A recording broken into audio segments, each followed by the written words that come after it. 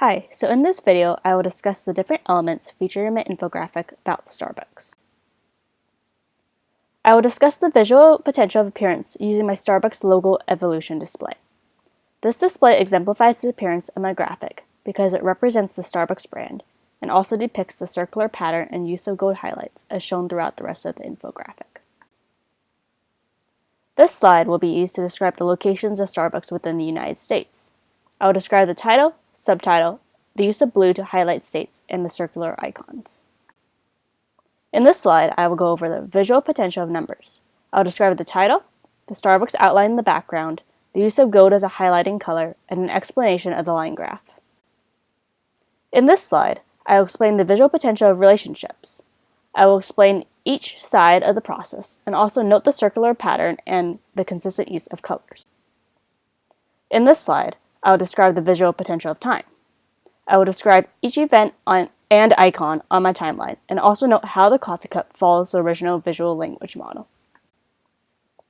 In this slide, I will describe the encoding used in my graphic, specifically the use of color to highlight states and also the proportional circular icons that correspond to the number of stores located within each of the top 10 states. As far as color, I will go over at least one of my icons used in the timeline to show how I matched the use of color in the original model. I specifically chose the 2006 icon because it exemplifies the use of gold for numbers and important words. It also shows the use of black for annotations and outlines. Lastly, it shows the use of blue as a highlighting color. In this slide, I will describe the typography used in my model. I will explain how the header, title, subtitle, and subheaders match that of the original graphic. In this slide, I will explain the visual language and how well my new model aligns with the original visual language model. In this slide, I will go over the visual hierarchy of my model, explain the size and alignment of my headers and infographics, and how that helps guide the reader throughout my infographic.